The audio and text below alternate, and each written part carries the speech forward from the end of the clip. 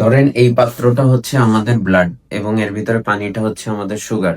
এখন আমাদের ব্লাডে যখন ইনসুলিন আসবে তখন কি করবে, আমাদের সেলের বা আমাদের কোষের দরজাগুলো খুলে দিবে এবং তখনই এই সুগার গুলা কি হবে, ইউটিলাইজ হওয়া শুরু হবে এবং কমতে থাকবে।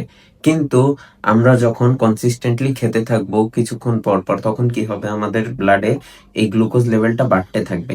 এবং যাদের শরীরে ইনসুলিনের রেজিস্ট্যান্স আছে অথবা ইনসুলিন তৈরি হয় না, তাদের ক্ষেত্রে কি হবে, এটা ওভারফ্লো হয়ে যাবে এবং তখনই কি হবে, আমাদের শরীরে ড্যামেজ করা শুরু করবে। কিভাবে করবে, এই সুগারটা তখন আমাদের ভ্যাসকুলার এন্ডোথেলিয়াল ড্যামেজ করবে। ওটা কি করবে, আমাদের ব্লাড ভেসেলের প্রোটিনের সাথে লেগে অ্যাডভান্স গ্লাইকেশন এন্ড প্রোডাক্ট তৈরি করবে। সেটা কি করবে, আমাদের চোখে যে আমাদের চোখের রেটিনোপ্যাথি করবে, আমাদের চোখ নষ্ট করবে, আমাদের নিউরোপ্যাথি করবে, আমাদের কিডনিতে যায় নেফ্রোপ্যাথি করবে, অর্থাৎ আমাদের কিডনি নষ্ট করবে। এরপরে আমাদের ব্রেনে যা স্ট্রোক করবে, ব্রেনের ব্লাড ভেসেল গুলোকে ড্যামেজ করবে। এরপরে আমাদের হার্টের ব্লাড ভেসেল গুলোকে ড্যামেজ করে এমআই বা মায়োকার্ডিয়াল ইনফেকশন করবে। এরপরে আমাদের পেরিফেরাল সার্কুলেশন গুলোকে ড্যামেজ করবে। তাই সুস্থ অসুস্থ সবারই ব্লাড সুগার লেভেলটা মেনটেন করে রাখা উচিত এবং সবারই নিয়মিত ব্লাড সুগার মাপা উচিত।